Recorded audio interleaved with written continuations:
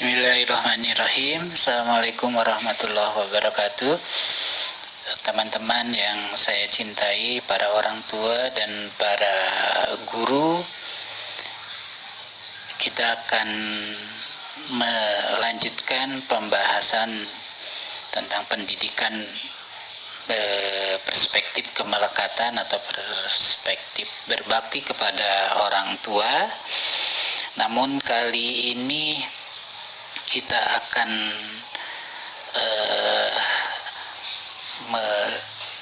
coba menjajaki, melihat dampak praktis dari pembahasan ini terkait dengan dua hal. Pertama, terkait dengan apa yang harus dilakukan oleh orang tua kepada anak-anaknya, yang nanti bersambung dengan apa yang harus dilakukan oleh para guru di sekolah atau sebuah sekolah memperlakukan anak-anak yang datang dari didikan para orang tua di rumah.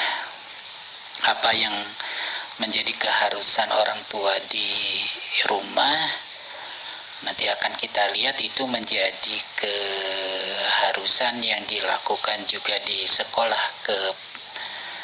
Kepantasan atau sikap adil kita sebagai pengelola sekolah terhadap apa yang secara umum orang tua sudah lakukan kepada anak-anak mereka. Membicarakan tentang sekolah dalam hubungannya dengan anak, pada pembicaraan sebelumnya kita dipertemukan dengan pertama dengan hadis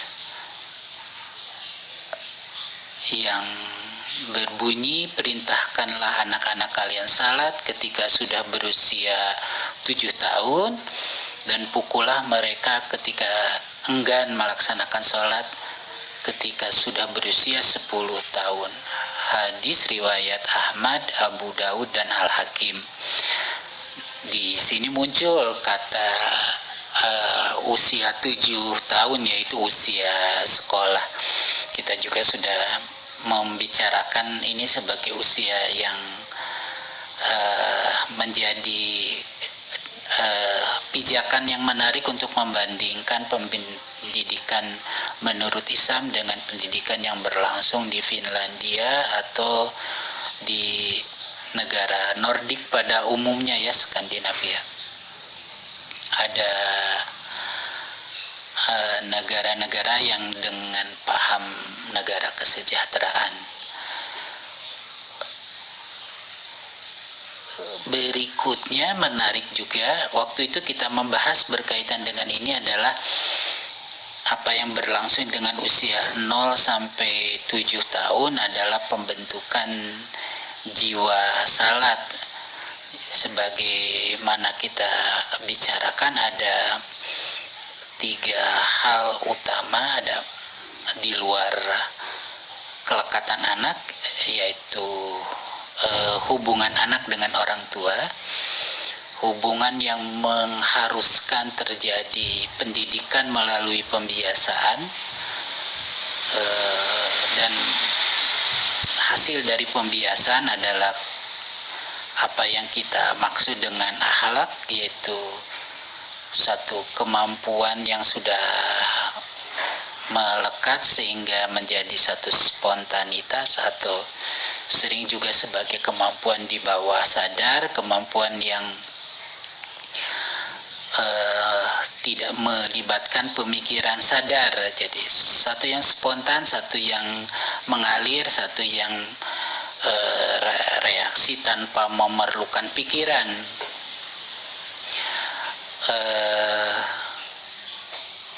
Ketiga hal yang dimaksud adalah satu, aurat waktu, kedua salat, ketiga puasa. Aurat waktu berkaitan dengan pembentukan ruh, mungkin juga semacam ideologi, semacam cara pandang yang akan terbentuk pada seorang anak tentang kehidupan bermasyarakat. Yang kedua, salat yang terutama berkaitan dengan, tentu saja sebagaimana kita pahami bahwa salat itu tiang agama, maka dia menjadi hal yang mempengaruhi, menjadi ruh jiwa peribadahan. Yang ketiga adalah puasa, itu yang akan membentuk selama periode anak-anak itu.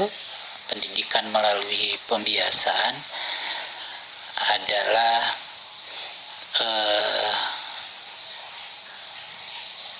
membangun ketangguhan, membangun mentalitas yang sabar dan kepedulian terhadap lingkungan sosial. Pondasi terbesar untuk kecerdasan sosial nampaknya juga menjadi bagian di sini, atau anak-anak yang akan tumbuh pada prosesnya sebagai mengambil peran perubahan sosial, mengambil peran keterlibatan dengan permasalahan masyarakat, itu sangat berhutang pada puasa. Di sisi lain, pada saat kita membahas tentang kelompok ayat yang berkaitan dengan berbakti kepada orang tua, kita melihat ada ayat yang dikaitkan dengan pengalaman yang dialami setiap anak, kemelekatan selama mereka dikandung dan diasuh dalam masa pengasuhan selama 2 tahun. Kemudian kelompok ayat yang menempatkan berbakti dalam konteks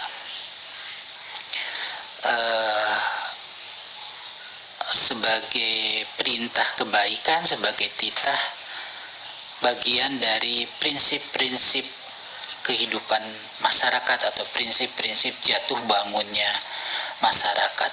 Hal-hal utama yang menjadi sebab kebangunan dan kejatuhan masyarakat. Nah, di salah satu ayat di kelompok ayat ini, di surat Al-Baqarah 83,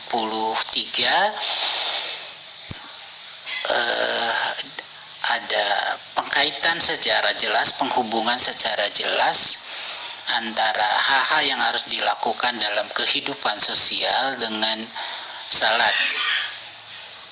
Surat Al-Baqarah ayat 83, Bismillahirrahmanirrahim.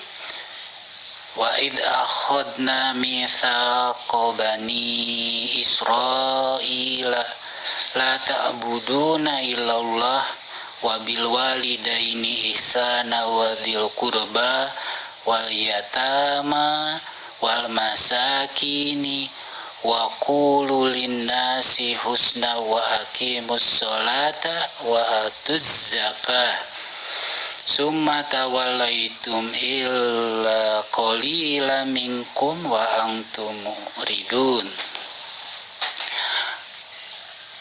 Artinya, dan ingatlah ketika kami mengambil janji dari Bani Israel, janganlah kamu menyembah selain Allah dan berbuat baiklah kepada kedua orang tua, kerabat, anak-anak yatim, dan orang-orang miskin, dan bertutur katalah yang baik kepada manusia, laksanakanlah salat dan tunaikanlah zakat.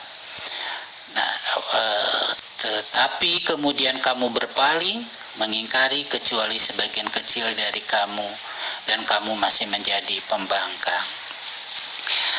Di ayat ini salat, ya, jadi laksanakanlah salat. Kekhusyuan di dalam salat itu dalam salah satu penafsiran itu bergantung kepada apa yang menjadi disebutkan sebelumnya yang harus kita jalankan dalam kehidupan sosial sebagai keluarga.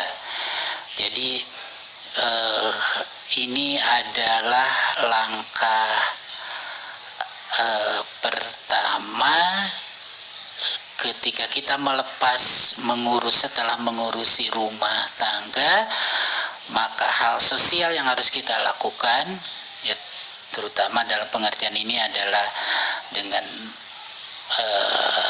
dipimpin oleh seorang suami, seorang ayah, sebuah keluarga masuk kepada dunia sosial. Nah, dunia sosial yang dimaksud setelah dengan menegaskan prinsip pertama tentang tauhid adalah berbakti kepada orang tua, kerabat, berbuat baik kepada kerabat, kepada anak-anak yatim dan orang miskin, dan bertutur katalah yang baik kepada manusia, laksanakanlah salat. Nah, jadi ibu dan bapak, apa yang akan diberikan pada anak-anak berkaitan dengan salat yang dilakukan oleh kita adalah bagaimana kita menjalankan perintah-perintah sebelum perintah melaksanakan salat itu disampaikan, melaksanakan salat dan menunaikan zakat. Jadi bagaimana kita sebagai orang tua, sebagai ayah dan ibu berkaitan dengan masalah tauhid, bagaimana kita berbakti, berbuat baik kepada orang tua, bagaimana kita berbuat baik kepada kerabat, dan bagaimana kita berbuat baik kepada anak-anak yatim dan orang-orang miskin, dan bagaimana dalam kehidupan sosial kita bertutur katalah yang baik kepada manusia. Yang maksud dari kata bertutur kata ini sangat penting untuk kita lihat, bahwa yang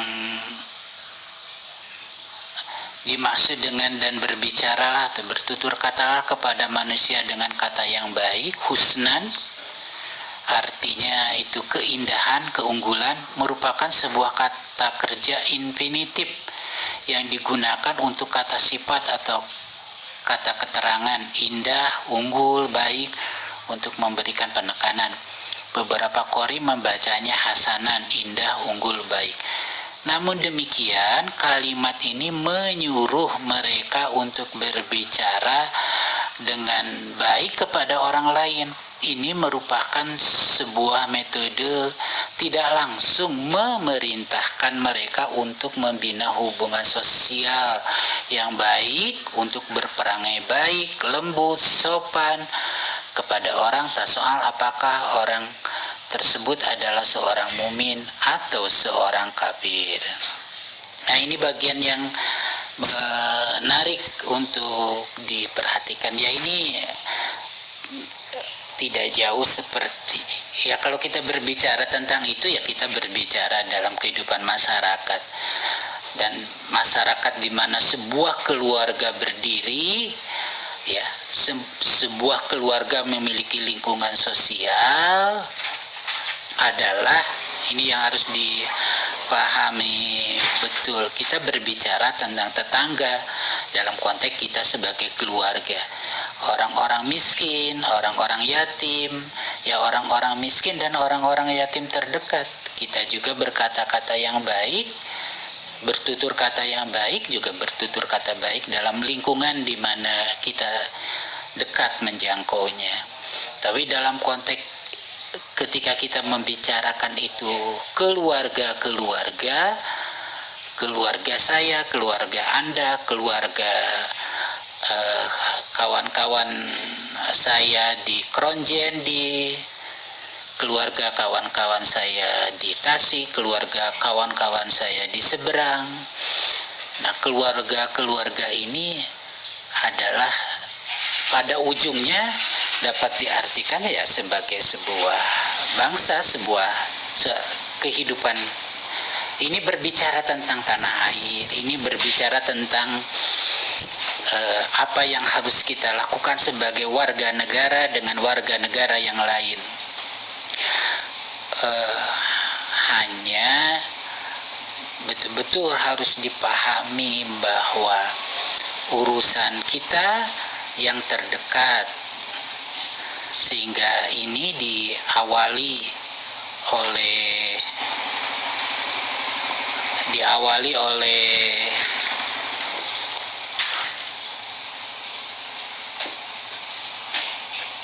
urusan kita dengan kekerabatan. Sangat menarik kalau Wahbah Juhaili tadi yang saya bacakan itu penjelasan dari tafsir Mizan. Nah, sekarang sangat menarik Wahbah Juhaili menjelaskan tentang makna dari kerabat di sana.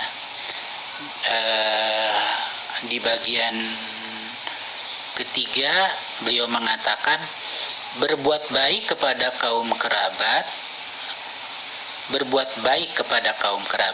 Allah mengatopkan zil kurba, kaum kerabat, kepada al-walidain, kedua orang tua. Hal ini menunjukkan bahwa Allah Subhanahu wa Ta'ala menyuruh berbuat baik kepada kaum kerabat dengan cara menyambung tali silaturahim, sebab berbuat baik kepada mereka dapat menguatkan ikatan di antara mereka. Sebuah umat tidak lain daripada kumpulan beberapa keluarga. Jadi, baiknya umat tergantung kepada baiknya keluarga, dan rusaknya umat tergantung kepada rusaknya keluarga. Keutamaan keluarga baru disadari dalam situasi yang sulit dan pada saat menghadapi bencana. Dalam kondisi itulah terlihat hubungan saling menyayangi dan saling membantu untuk memperbaiki segala kerusakan. Nah, jadi yang dimaksud ayat tadi, kita secara pribadi bisa harus mengartikannya dalam lingkup yang terdekat dengan kita, mulai dari orang tua kita. Kalau saya berarti orang tua saya dan orang tua istri. Yang kedua ya saya, kerabat dari saya dan kerabat dari istri. Lalu bergerak dari sana ke yatim yang ada di antara keluarga kami, keluarga besar kami, yatim yang ada di lingkungan dekat rumah kami, dan miskin yang ada di sekitaran kami.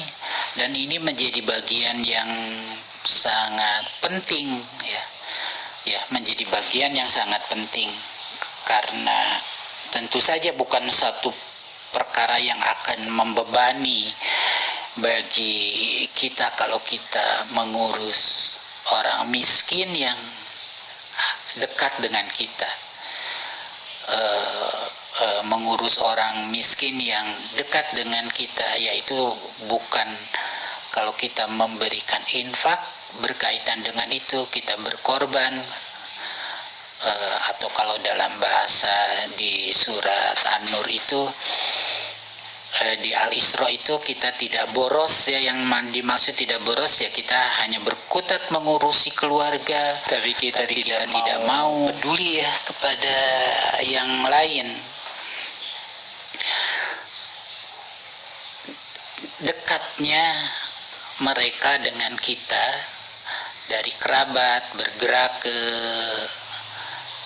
miskin yang dekat dengan kita, bergerak ke yatim yang dekat dengan kita, itu merupakan perkara yang sesungguhnya tidak membebani, sesungguhnya ringan.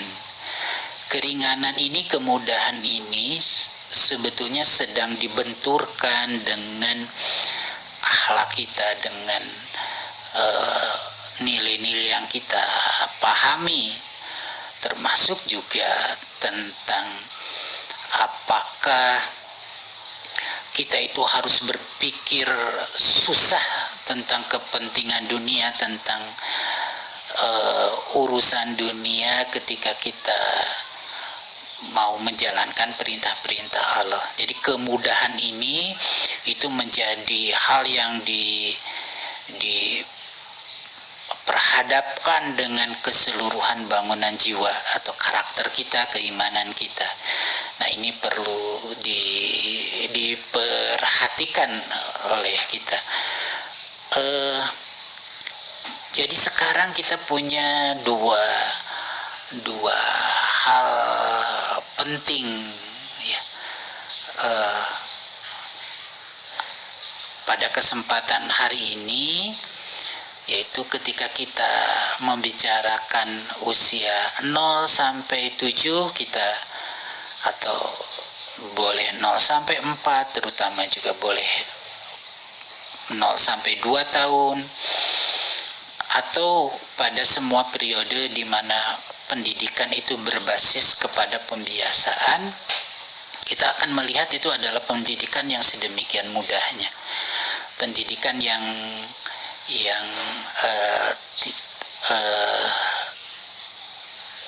sebetulnya yang menjadi dasarnya bukan anak, tapi yang menjadi dasarnya berubah atau tidak itu adalah orang tua.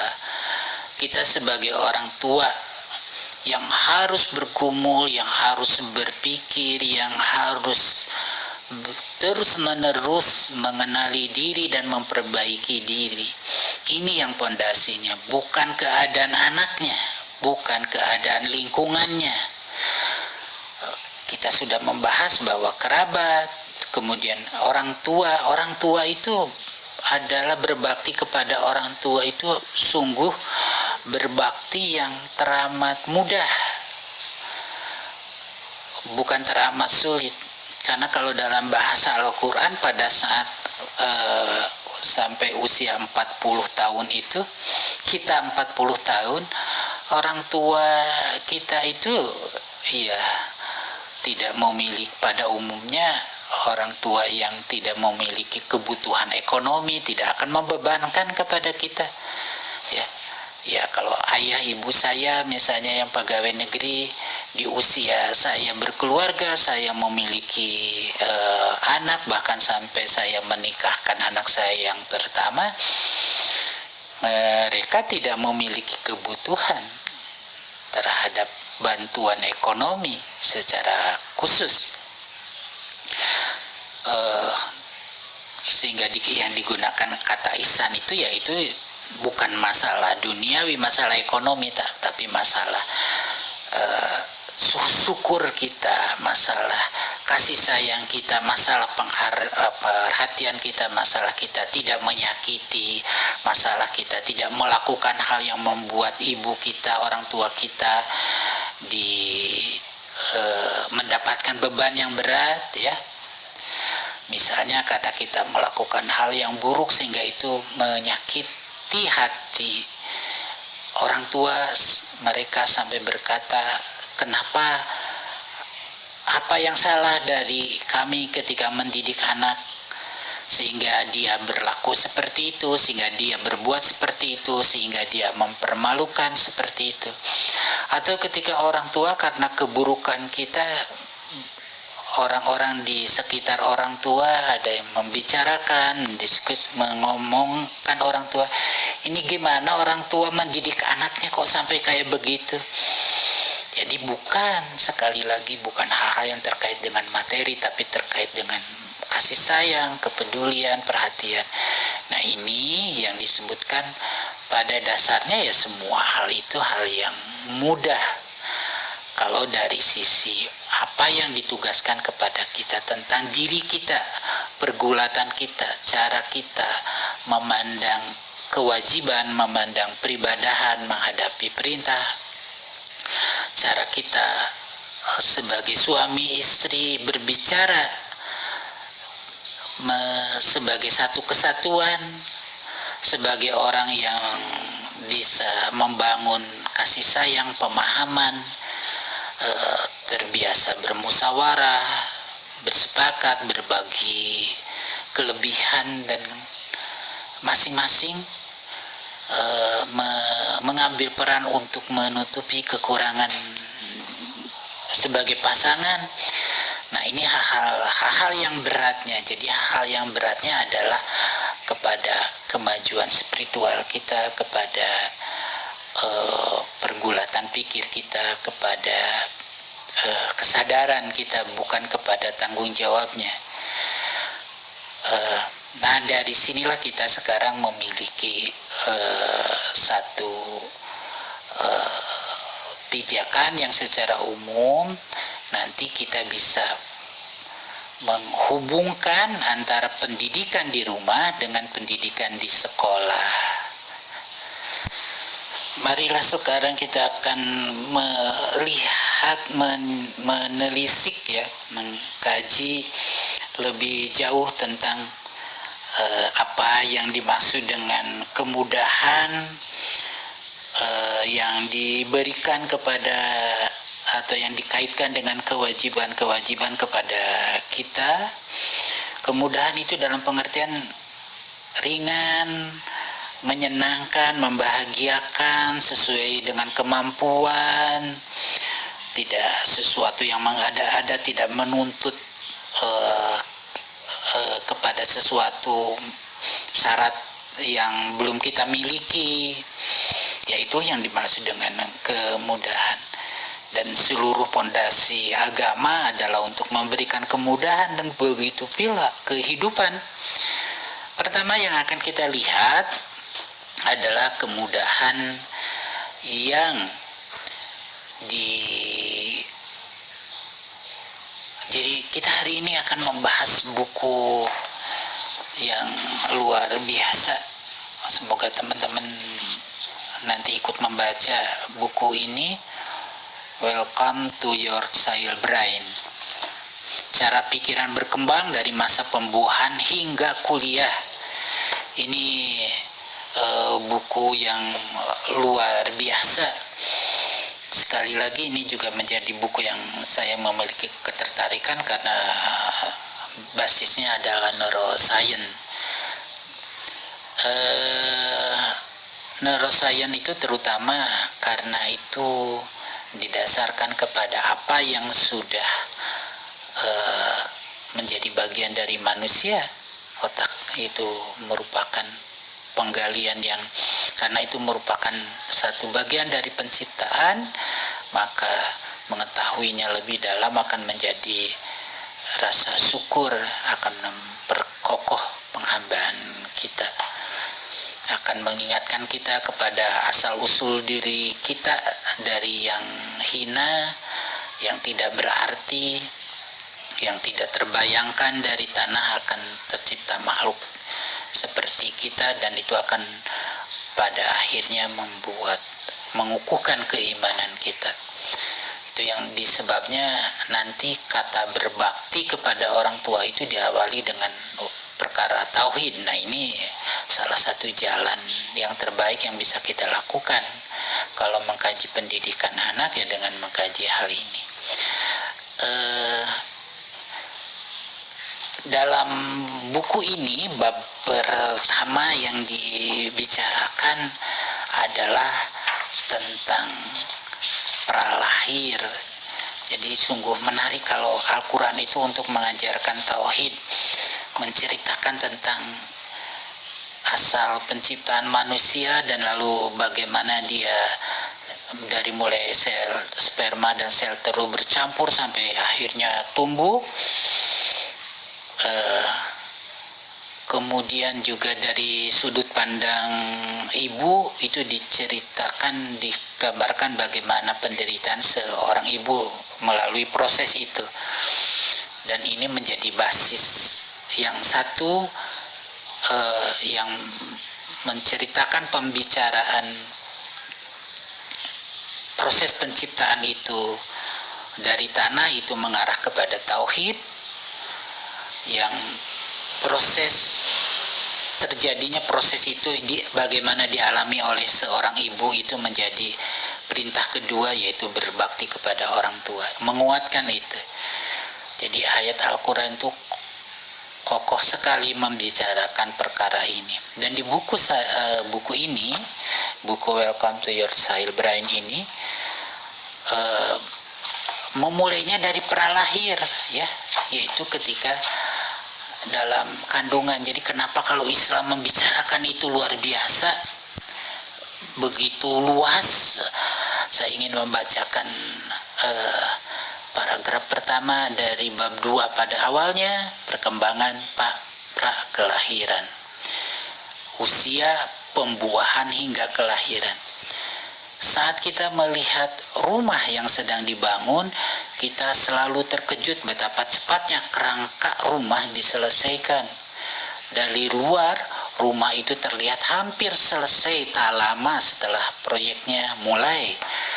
Akan tetapi, menyelesaikan detail interior dan instalasi kabel butuh waktu lebih lama. Membangun otak juga serupa. Menempatkan sel-sel pemberi sinyal bernama neuron ke posisinya yang tepat adalah bagian yang relatif mudah dan sudah selesai sebelum bayi Anda lahir. Sebaliknya, menghubungkan semua koneksi sangatlah rumit sehingga pekerjaannya belum benar-benar selesai sampai anak Anda masuk kuliah. Nah, seluruh perangkat atau sel-sel pemberi sinyal bernama neuron itu sudah selesai selama pra-kelahiran. Dan yang menjadi bagian rumitnya yang benar-benar secara besar dimulai pada saat bayi lahir adalah bagaimana membangun koneksi di antara sel-sel neuron itu, membangun koneksi. Ini sangat rumit. Otak bayi berbeda dari rumah dalam satu hal menakjubkan. Dari telur yang dibuahi hingga bayi yang baru lahir, pembangunan otak pada umumnya otomatis. Proses-proses yang membentuk otak didorong oleh satu program genetik tangguh yang memungkinkan bayi berkembang di hampir segala lingkungan. Persyaratan utamanya adalah ibu yang sehat. Nah, coba bayangkan dua hal ini sudah yang dimaksud dengan kemudahan. Apa yang berlangsung pada janin adalah sesuatu yang otomatis. Di sini program genetik tangguh katanya itu yang merupakan evolusi dari manusia kalau mereka memandangnya. Ya, kalau kita memandangnya itu dengan diingatkan bahwa itu mulai dari tanah loh, itu mulai dari sperma yang disebutkan dengan pengungkapan yang nggak kebayang sama sekali bisa terbayangkan. Dari sekedar pertemuan sperma dan sel telur itu bisa menjadi seorang satu janin yang membangun secara otomatis segala kesempurnaan dirinya menjadi sebagai manusia yang akan memulai perkembangannya. Nah, maka yang diperlukan adalah seorang ibu yang sehat. Apa yang memberatkan? Apalagi kalau Al-Quran mengatakan, berbeda dengan pandangan di Barat, bahwa seorang ibu yang melahirkan adalah seorang ibu dalam tanggungan sepenuhnya untuk kesejahteraannya pada suaminya. Ini yang menjadi awal dari pembagian peran, ya, pembagian peran antara lelaki dengan perempuan. Nah, jadi persyaratan utamanya adalah ibu yang sehat di Islam lebih-lebih lagi. Karena ibu benar-benar menjadikan seorang putri, menjadikan seorang yang ratu yang dilayani untuk mengurusi janin yang ada di dalam perutnya. Nah, ini bagian yang tadi saya katakan ya, basisnya adalah kemudahan, sesuatu yang teramat dimanjakan, dan Islam memberikan kemudahan yang jauh lebih besar, tidak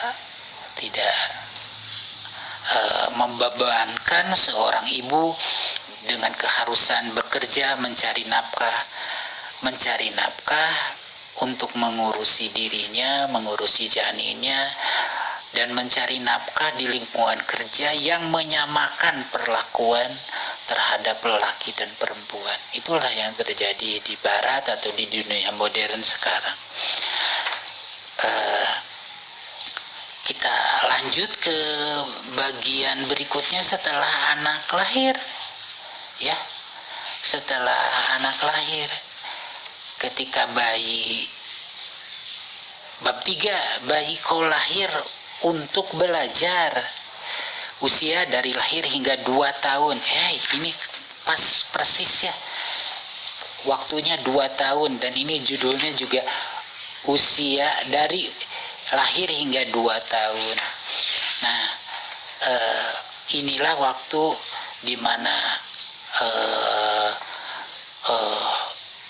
koneksi tadi, neuron yang sudah sempurna, sudah utuh itu, membangun koneksinya sebanyak apa, mari kita lihat. Dan untuk sesuatu yang Anda akan mengatakan maha besar, Allahu Akbar, yang menciptakan janin itu, yang menciptakan kita ini. Saya ingin membacakan kutipan di halaman 33, bab ketiga yang berjudul bayi kau lahir untuk belajar, usia dari lahir hingga 2 tahun. Sejak lahir, bayi bisa meniru orang lain dan sepertinya senang melakukannya. Ini bukan hanya alat pengikatan sosial ampuh, tapi juga memberi contoh langsung tentang perilaku yang akan ditiru bayi.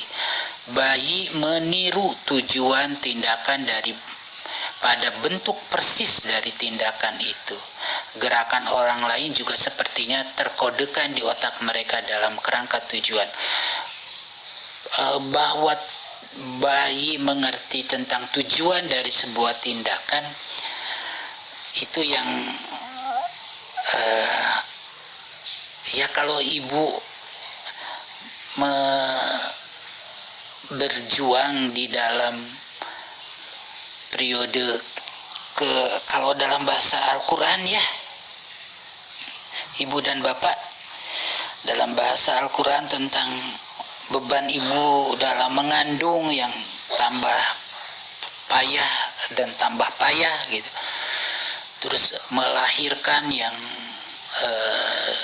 dengan kesulitan yang seperti itu, yang Nabi mengatakan bahwa seorang anak itu yang membawa tawaf ibunya, dan ketika bertanya apakah cukup aku berbakti, apakah sudah memadai baktiku kepada orang tua, Nabi mengatakan satu jeritan pun ketika melahirkan itu belum terpenuhi. Nah,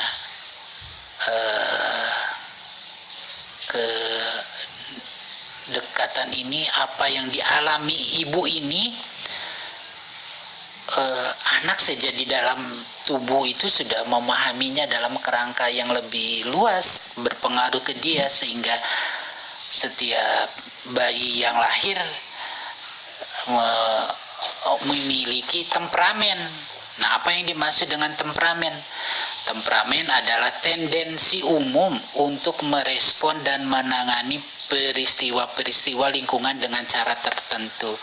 Tendensi umum ya, ternyata anak memahami tujuan atau melekatkan pada dirinya tujuan atau makna yaitu sudah dialami sejadi dalam tubuh. Jadi peristiwa yang berkaitan dengan tubuh atau peristiwa yang berkaitan dengan jasmani ternyata yaitu bukan peristiwa jasmani, tapi menjadi hal-hal yang bisa menimbulkan makna, terikat oleh tujuan, terikat menjadi sesuatu yang kita sebut temperamen, dan itu adalah sesuatu yang sedemikian prinsipnya karena ia adalah tendensi umum. Jadi bukan perkara insting yang sempit, tapi ini tendensi umum. Ini sudah masuk ke wilayahnya manusia, bukan ke wilayahnya hewan, ke wilayahnya tumbuhan, atau kalau dalam filsafat dalam filsafat akhlak ya misalnya. Jadi sesuatu yang berasal dari hal yang terkait dengan jasmani, dengan materi, tapi sudah membentuk kepada sesuatu yang disebut nilai, makna, pemahaman, dan lain sebagainya. Kita lanjutkan ke buku ini. Bayi meniru tujuan tindakan daripada bentuk persis dari tindakan itu. Gerakan orang lain juga sepertinya terkodekan di otak mereka dalam kerangka tujuan. Selama periode pembelajaran intens ini, jumlah koneksi besar di antara neuron ditambah pada otak bayi. Tak lama sebelum dan setelah kelahiran, sebanyak 40.000 sinap baru bertambah setiap detik. Hei, setiap detik, ibu-ibu, bapak-bapak, para orang tua, tak lama sebelum dan setelah kelahiran, sebanyak 40.000 sinap baru bertambah setiap detik. Otak seorang bayi mencapai 70% ukuran dewasa menjelang ulang tahun pertama dan 80% menjelang ulang tahun kedua. Pertumbuhan ini terjadi dalam cerebellum, wilayah yang mengintegrasikan informasi indriawi untuk membantu membimbing gerakan sebagaimana bayi belajar cara mengendalikan tubuh. Korteks cerebri juga memiliki banyak perkembangan yang masih harus dilakukan semasa kelahiran. Ukurannya meningkat 2 kali lipat selama 2 tahun pertama kehidupan. Dengan sebagian besar perkembangan itu terjadi sebelum usia 1 tahun. Meskipun sekeping kecil pertumbuhan terjadi karena kelahiran neuron-neuron baru, sebagian besar darinya disebabkan oleh pembentukan koneksi-koneksi baru, dan seterusnya. Saya akan kutipan di akhir paragraf. Bayi manapun yang memiliki otak dan lingkungan normal bisa mengembangkan keterampilan yang penting pada usia ini. Saya ulangi, bayi manapun yang memiliki otak dan lingkungan normal. Oke, ini yang disebutnya lingkungan normal, memiliki otak dan lingkungan normal. Bisa mengembangkan keterampilan yang penting pada usia ini. Mereka didorong untuk melatih keterampilan ini. Orang tua pun sudah memadai untuk mengajari mereka. Mereka cukup berinteraksi dengan anak-anak mereka dalam kehidupan sehari-hari. Sebagian besar orang tua bayi pastilah bisa melakukan apa yang dibutuhkan secara alamiah dan akan senang melihat serta membantu bayi mereka mengambil berbagai penemuan tentang dunia. Sudah, benar-benar seperti itu. Apa yang dibebankan kepada kita sebagai orang tua hampir tidak ada. Kita tinggal menjalani hidup kita yang normal seperti biasa, ya. Dan di bab 1 tentang 5 bakat tersembunyi otak bayi manusia, saya ingin membacakan satu kutipan yang ini akan membuka kenapa yang berlangsung di barat itu bisa terjadi dan Islam punya jalan yang berbeda. Atau secara sederhana, otak anak Anda secara alamiah tahu cara mendapatkan kebutuhannya dari dunia. Karena alasan ini, kebanyakan perkembangan otak hanya membutuhkan lingkungan tanda petik lumayan baik yang mencakup seorang pengasuh yang cukup kompeten meskipun tidak sempurna.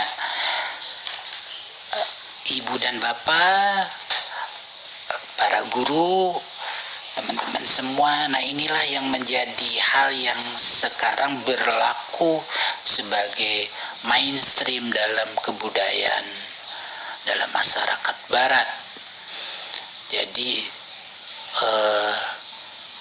memang untuk seorang anak tumbuh menjadi orang yang berarti di masa depannya, itu betul-betul tidak terlalu membutuhkan Anda sesuatu hal yang khusus dari Anda. Benar-benar kita cukup sebagai orang tua menjalani hidup yang normal. Anak-anak ya sudah mereka bisa membantu bayi mereka menggali berbagai penemuan tentang dunia, membangun keterampilan dan lain sebagainya. Jadi ya cukup lingkungan yang lumayan baik ya, seorang pengasuh yang cukup kompeten. Nah, kata pengasuh yang cukup kompeten atau keadaan ini secara keseluruhan itu yang sama sebetulnya berlaku di barat dan di kita. Ya memang tidak akan melukai anak, tidak akan menyakitkan anak, tidak akan merugikan anak, tidak akan melawan kondisi yang alamiah dari setiap anak. Kalau seperti terjadi di negara-negara barat, di Finlandia, di Belanda, di hampir sebagian negara di barat, ya anak itu dengan paham kesetaraan gender, kemudian ibu harus bekerja, ibu harus ikut mencari nafkah, ibu harus membiayai, atau bahkan banyaknya ibu tunggal, orang tua tunggal, ibu yang harus menanggung itu sendiri. Nah, itu menjadi tidak masalah dan tidak melukai anak dalam pengertian perkembangan otak. Dalam pengertian perkembangan otak. Jadi ketika pada usia 0 tahun itu anak-anak sudah dititipkan ke lembaga ke pengasuhan,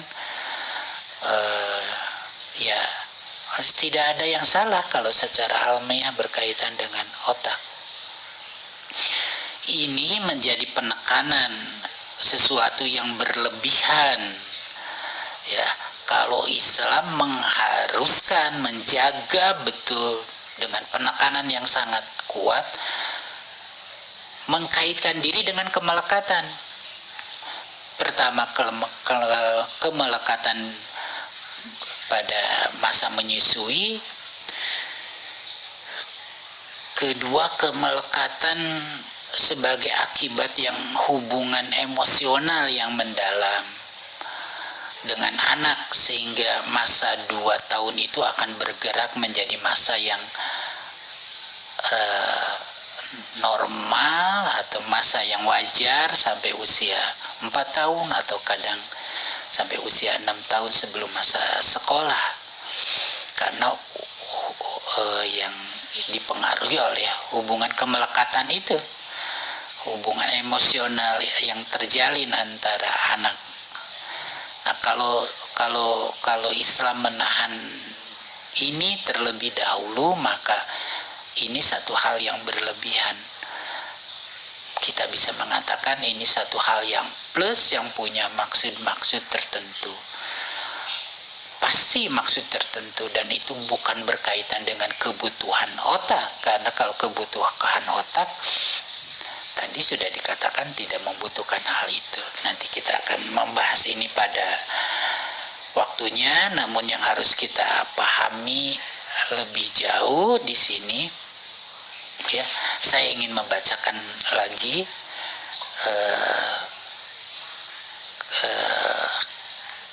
kesimpulan tadi.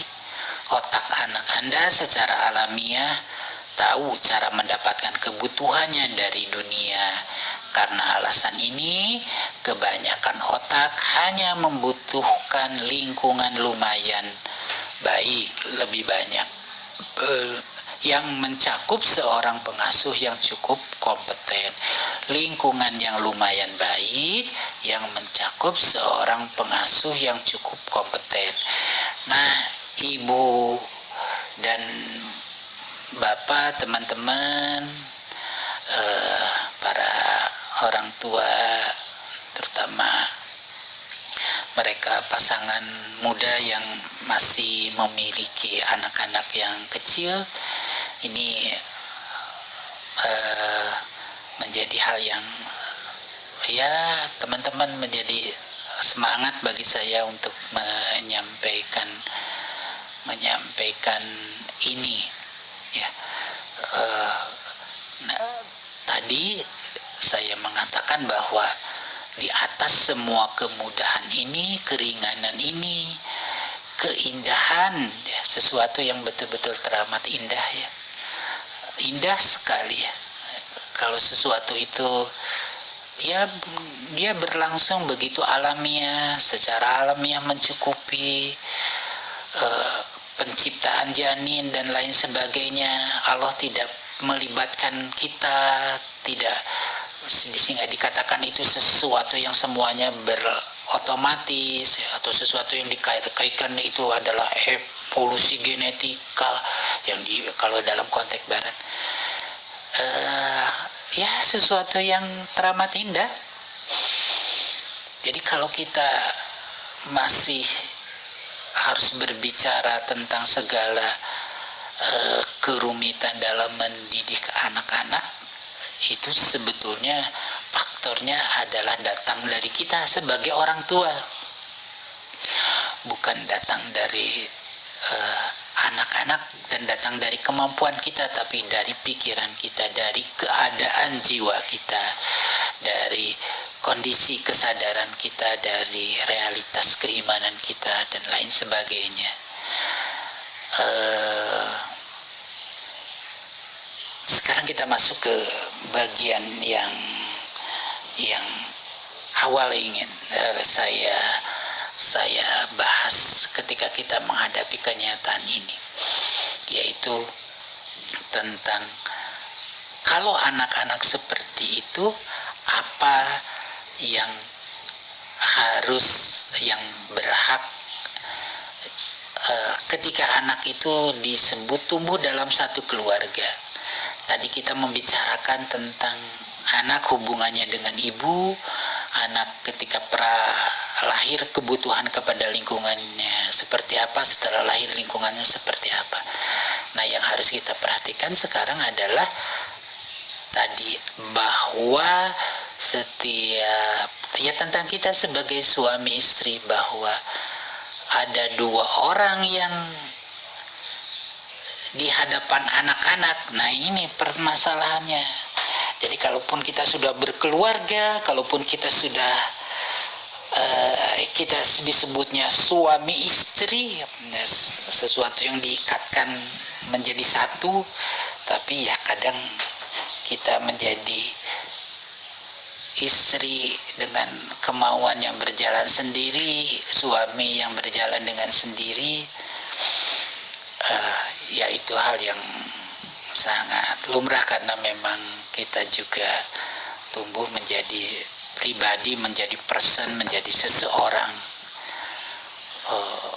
untuk proses yang sangat lama sampai akhirnya kita dipasangkan. Nah, salah satu yang dihubungkan dengan anak adalah tentang pola asuh. Nah, kalau di barat atau di psikologi secara umum ya kita mengenal ragam pola asuh ya. Ada pola asuh otoritatif, pola asuh otoritarian, pola asuh permisif, pola asuh acuh tak acuh ya. Jadi ada 4 pola asuh ya. Dan dalam psikologi sudah umum pola asuh itu adalah pertama-tama hal yang sudah menjadi akhlak bagi kita, yaitu akhlak yang berasal dari bagaimana dulu kita dibesarkan, bagaimana dulu orang tua kita membesarkan kita. Itu menjadi pengetahuan bawah sadar, menjadi akhlak. Jadi pola asuh itu sudah melekat pada diri kita. Permasalahannya adalah bahwa melekat pola asuh itu bagi anak itu ada pada kedua orang tuanya. Jadi nggak ada, kalau dalam pandangan kita, pola asuh itu dalam satu keluarga disebut otoritatif, otoritarian, permisif, acuh tak acuh. Bukan itu, tapi yang melekat itu bukan pada satu keluarga, bukan pada orang tua, tapi pola asuh itu melekat pada pasangan masing-masingnya. Seorang ibu memiliki pola asuh yang sudah menjadi pengetahuan bawah sadarnya, sudah menjadi akhlak ketika dia akan mengambil peran itu, sesuatu yang tidak perlu dia pelajari, itu menjadi satu kemudahan yang luar biasa. Ini menjadi satu hal yang Anda tidak perlu berpikir. Anda punya kemampuan itu. Suami seorang laki-laki itu juga memiliki pola asuh yang sesuai bagaimana dia besarkan, dan ini sangat khas, sangat unik bagi keduanya. Dia unik bagi keduanya, kedua-duanya pola asuh itu sebagai akhlak. Nah, ini yang menjadi rumit. Nah, dalam teori tentang pembiasaan yang paling baik ya, mengenal pembiasaan ya, mengenal pembiasaan adalah dengan cara kita mengetahui bagaimana orang lain melakukan hal yang sama. Jadi dalam kehidupan kita, dalam membangun ibu dan bapak, dalam membangun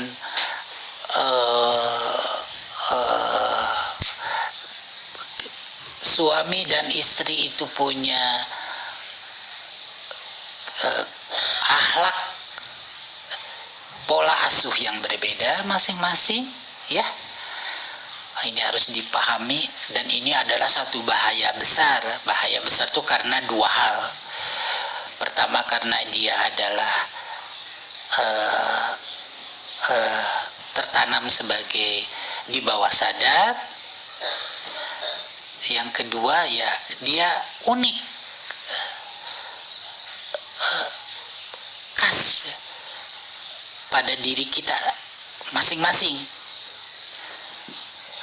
Ya, ini tentu aja perkara yang terlalu samar, teramat samar ya, teramat samar. Sesuatu yang berat kalau akhirnya dia harus menjadi hal yang sadar.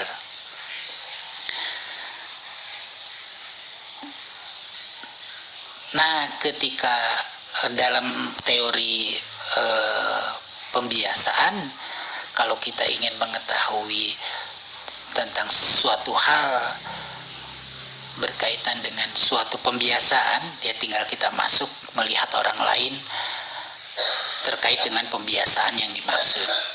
Jadi kalau kita ingin tahu apakah kita orang yang boros atau tidak, ya lihat cara orang lain mengelola keuangan atau seperti apa kalau kita itu ulet atau tidak, ya kita lihat seperti itu. Di orang lain untuk dalam satu hal apakah misalnya dalam mempersiapkan untuk ujian dan lain sebagainya. Nah, ketika pada satu objek yang sama kita melihat orang lain melakukan hal yang sama itu, ya kita bisa tahu seperti apa pembiasaan kita, yaitu bisa sampai ke hal yang kecil sampai hal yang cukup besar. Nah, pola asuh itu akan terulang tentu saja berkaitan dengan kehadiran anak, ya, berkaitan dengan kehadiran anak. Nah, salah satu hikmah kenapa temperamen itu dikaitkan dengan ibu dan kenapa Islam mengkaitkan 2 tahun itu dengan ibu. Nah, ini agar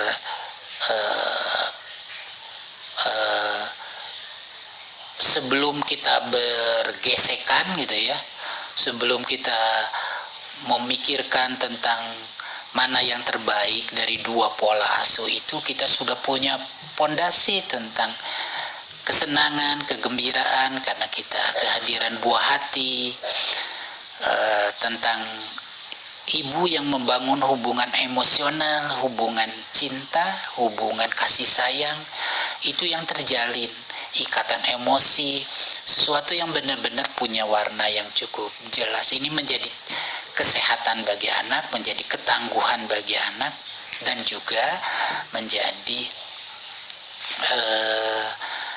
landasan yang baik bagi nanti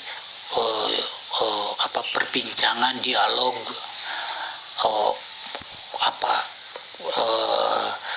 gesekan antara suami dan istri. Jadi ketika anak di usia dia sudah mengeksplorasi, sudah bisa bikin keramaian, rasa ingin tahunya, dan ini adalah sesuatu yang luar biasa di anak-anak di masa 2 tahun itu. Jadi dari 1 tahun ke 2 tahun itu masa yang benar-benar anak itu sudah mulai karena kan kemampuan gerak anak itu awal itu adalah berkaitan dengan bagian di kepalanya, bagian penglihatannya, pendengarannya, itu bagian yang paling awal. Jadi dia sudah melihat sesuatu yang sudah nggak tahan gitu ya, begitu banyak yang dilihatnya, begitu banyak yang dipelajarinya, diketahuinya, informasi yang masuk, tapi dia belum merasakan itu, belum. Kalau orang lain dia melihat dengan matanya, orang lain memain-mainkan sesuatu hal, orang lain memegang, orang lain memperlakukan benda-benda yang dilihatnya, itu tuh menjadi dorongan alamiah untuk belajar. Jadi ketika gerak itu bertambah ke bagian-bagian tubuh yang lainnya, yaitu itu usia yang eksplosifnya di 1 tahun. Nah, itu akan menjadi tontonan yang akhirnya mudah dilihat. Apakah kalau seorang anak mengeksplorasi, ya misalnya, dia ingin tahu tentang main-main dengan air sehingga itu menjadikan rumah berantakan, rumah bagaimana. Nah, pada saat itulah sesuatu yang nampak itu akan menjadi bagian yang memudahkan suami untuk terlibat dalam situasi itu, sehingga itu bisa menjadikan pertanyaan-pertanyaan akhirnya Sekarang dengan fase yang anak memasuki eksplorasi yang luar biasa ini, terus kemampuan geraknya semakin meluas, sehingga dan dia membawa beban kepenasaran, rasa ingin tahu yang luar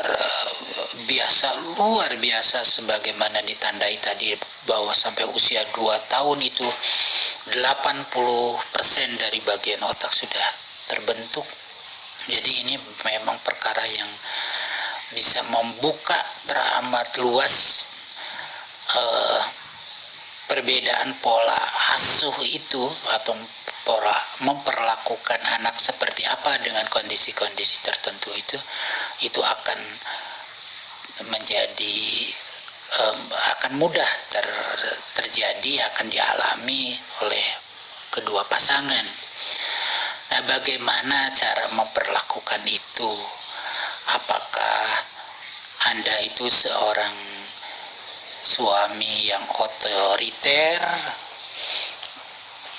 dan itu sudah mulai diterima misalnya oleh istri, sehingga Anda ketika memperlakukan apa yang tidak cocok Anda mengatakan, kenapa itu demikian, itu jangan begitu, jangan begini.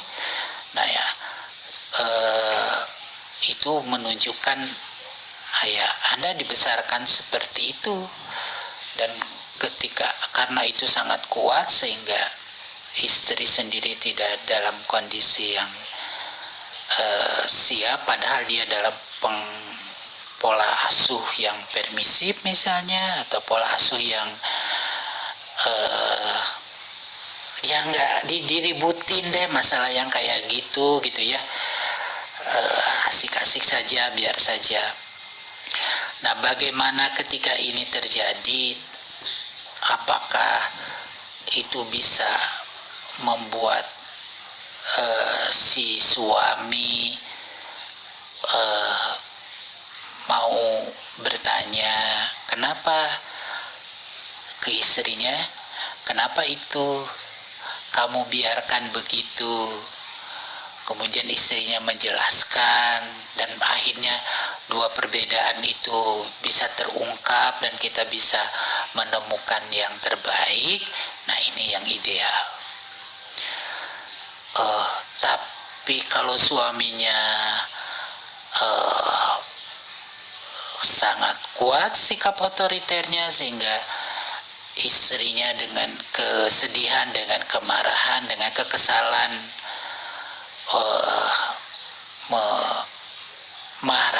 ikut memarahi anaknya, atau membereskan semua itu, atau dengan terpaksa melakukan apa yang diinginkan oleh suaminya. Nah, situasi ini yang rumit, ini yang disebut bahwa masalah terbesar itu ada pada kita sebagai pasangan. Bagaimana cara kita menjadi sebuah keluarga, dan hal yang pertama terjadi itu dengan pergulatan kita dengan pola asuh.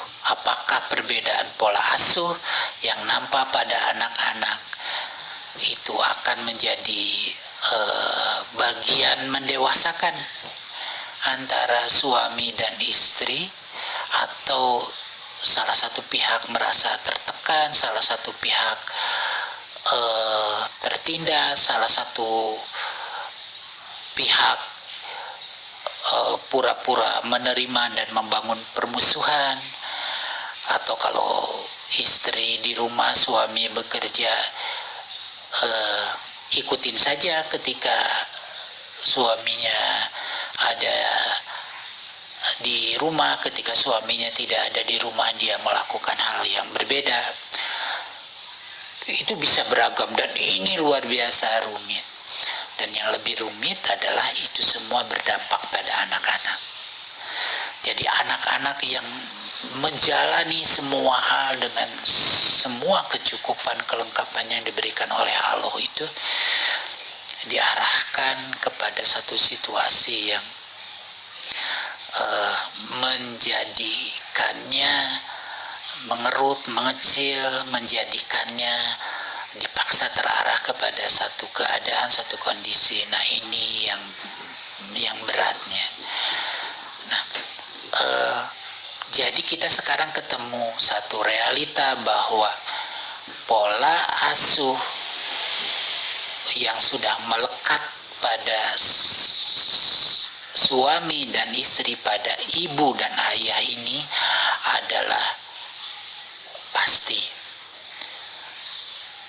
Interaksi keduanya ketika dipertontonkan mudah ditemukan dalam anak yang pada saat periode terutama antara 1-2 tahun itu periode dari mulai 1 sampai terus dan memuncak ya di 2 tahun terus meningkat.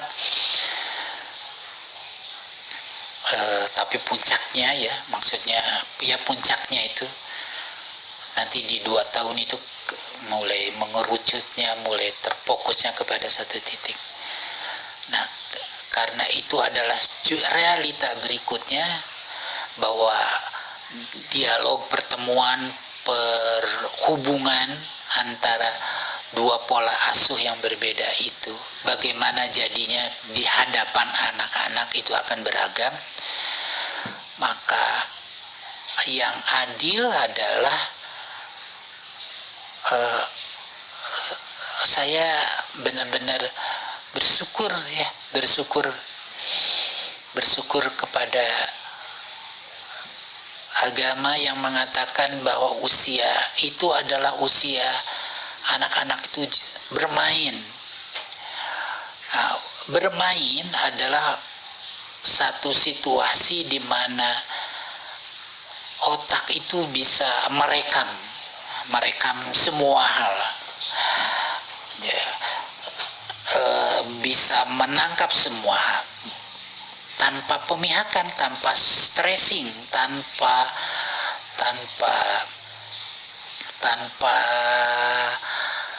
tekanan ya, tanpa kecenderungan tertentu. Tapi kondisi otak itu adalah kondisi yang siap untuk menerima semuanya.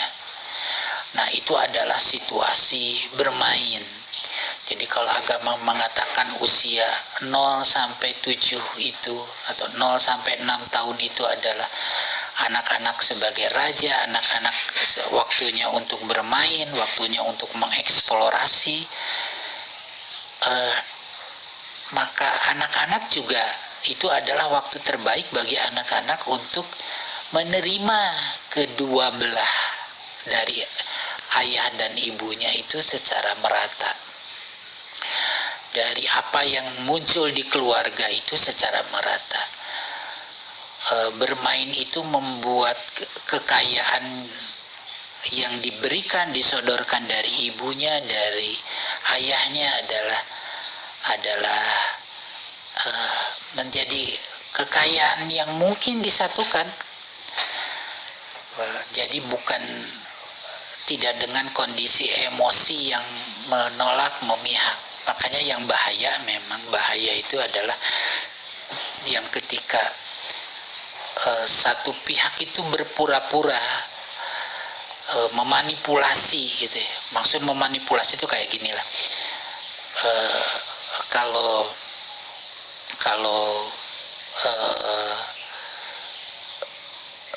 Misalnya kalau posisinya istri yang di rumah gitu ya, suami yang bekerja, posisi yang standar lah ya. Nah, kalau ketika di rumah si suami itu, si ayah itu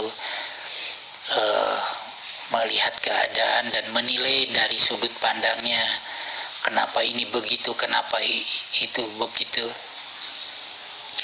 dan istri dalam satu posisi tidak suka dengan itu, tapi demi supaya tidak bermasalah memanipulasi, berbohong, memanipulasi, menutupi itu dengan ya misalnya tuh ayahmu datang cepat, ini jangan ini kayak gitu, atau mencari-cari, berapologi dan lain sebagainya. Nah, ini yang berbahaya karena kalau sudah begitu, ini sudah lagi melibatkan pikiran. Jadi si tindakan itu sudah diarahkan kepada satu tujuan, satu kepentingan, satu penilaian, satu judgement. Ini betul-betul bertentangan dengan posisi tadi bahwa anak bermain. Begitu juga suami yang sebetulnya dia tidak bermasalah dengan hal kayak begitu, itu bukan sesuatu yang merepotkan. Apa sih masalahnya dengan hanya sekedar rumah yang acak-acakan gitu? Tapi dia karena kesalahannya, karena kekurangannya, karena yang disembunyikannya di dalam kehidupannya di luar gitu, di luar rumah, hal yang kekecewaannya di luar rumah dan lain sebagainya, kondisi psikologis dia, jiwa dia ketika hidup di luar rumah, membawa ke rumah untuk menumpahkan itu dan membebani itu juga akan menjadi satu luka yang sangat besar pada anak ketika pada periode yang lebih panjang nanti dia akan menemukan bahwa seperti apa kehidupan ayahnya yang kayak begitu tuh dasar dari mana. Sekali lagi anak-anak tuh punya kemampuan untuk dari tindakan-tindakan itu untuk mengenali tujuannya, bukan menjiplak perilakunya tapi mengenali tujuannya. Itu tuh bisa ketangkap sama anak, dan ini menjadi problem yang akan melukai anak berkepanjangan. Nah ini sekali lagi ini ada permasalahan yang sangat besar bagi kita dalam kehidupan berkeluarga, menjadi orang yang bersyukur dengan keadaan kita. Nah, dan ibu dan bapak, kalau suami itu bagi istri itu akan membawa orang tuanya, karena ini hubungannya dengan pola asuh. Istri itu akan membawa ibunya, orang tuanya, ayah orang tuanya. Kedua belah pihak akan membawa orang tuanya. Jadi urusan ini adalah urusan dengan ketidaksukaan si suami ke istri, sebetulnya juga terkait dengan ketidaksukaan kepada keengganan hal yang menghalangi secara psikologis atau penilaian yang tidak nyaman terhadap orang tua pasangan. Jadi ini akan mempengaruhi urusan berbakti. Kalau istri tidak menyukai suaminya dan itu juga menjadi suami itu menjadi penghalang istri untuk mendorong untuk menemani suami berbakti kepada orang tuanya, bersikap baik terhadap orang tuanya, menghormati orang tuanya, ya itu yang akan kelihatan pada anak. Jadi ini masalah yang lingkaran yang teramat rumit. Nah, Islam mengatakan kita untuk bersyukur dengan pasangan kita, bersyukur dengan diri kita, dengan orang tua kita. Ya, bersyukur dengan orang tua kita adalah termasuk bersyukur dengan apa yang sudah kita terima, yaitu tentang pola asuh tadi. Nah, bersyukur dengan pasangan, bersyukur dengan keluarga adalah menjadikan semua ini adalah pembicaraan yang baik di antara kita. Menjadikan ini sebuah proses belajar. Dan anak bisa mendapatkan itu semua adalah dengan cara menjadikan mereka sebagai anak-anak yang tumbuh dalam lingkungan bermain. Ya, lingkungan bermain ini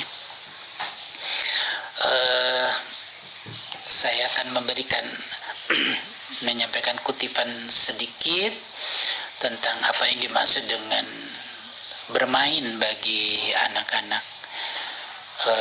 Nanti selanjutnya pada bagian kedua kita akan membahas bagaimana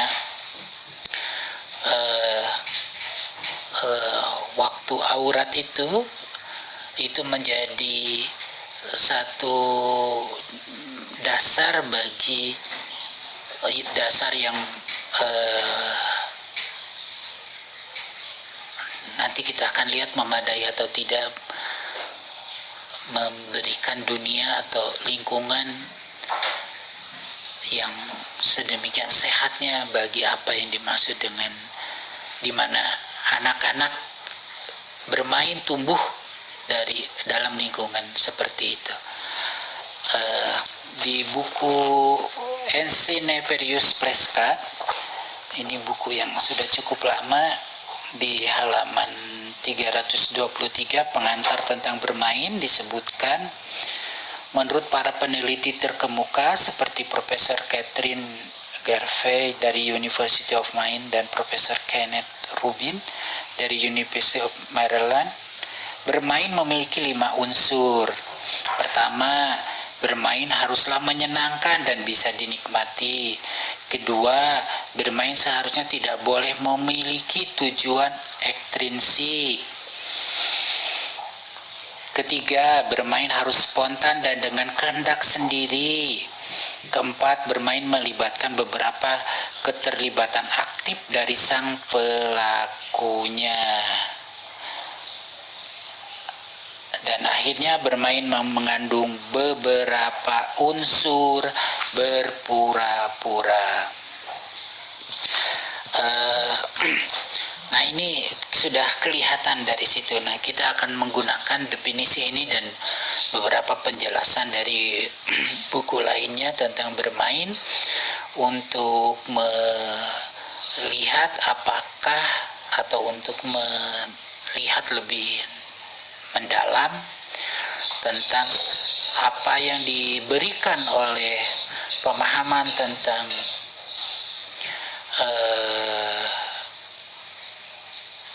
waktu, aurat waktu, dan hal-hal yang terkait dengan pembahasan tentang aurat dari sisi sudut pandang kewajiban pada orang dewasa. Nah, itu akan kita lihat. Pada intinya apa yang sudah disampaikan tadi, kita sudah menemukan betapa segala kemudahan itu diberikan pada kita dan pada anak-anak kita untuk menjalani perkembangan, pertumbuhan sebagai keluarga, kita sebagai orang tua dan anak-anak sebagai anak.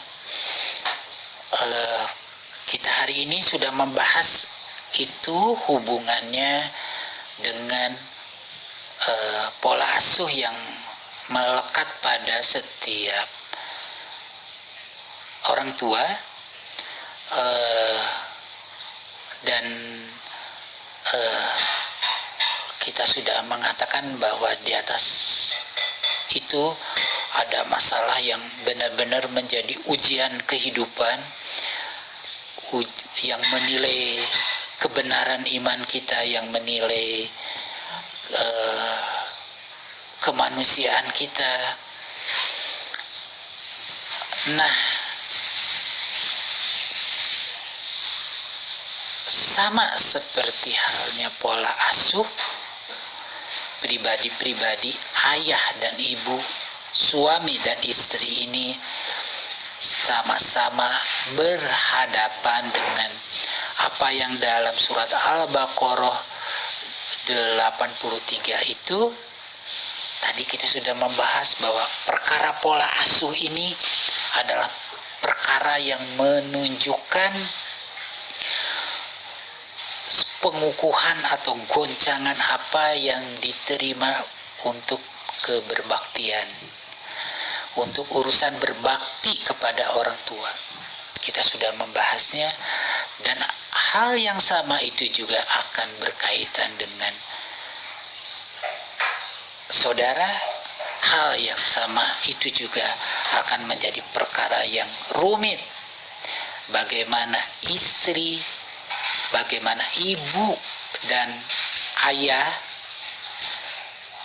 mereka ada di sekitar anak-anak dengan sikap mereka terhadap perkara, terhadap kerabat, terhadap perkara berbuat baik kepada kerabat, terhadap perkara berbuat baik kepada yatim, terhadap perkara berbuat baik terhadap miskin. Kita semua akan bergumul dengan itu sebagai pasangan, dan di surat Al-Baqarah itu akan mempengaruhi seperti apa kualitas dari salat kita. Nah, saya kira untuk hari ini saya cukupkan sekian. Nampaknya ini baru kisaran 1/5 bagian dari apa yang di awal ingin kita bicarakan. Alhamdulillah. Assalamualaikum warahmatullahi wabarakatuh.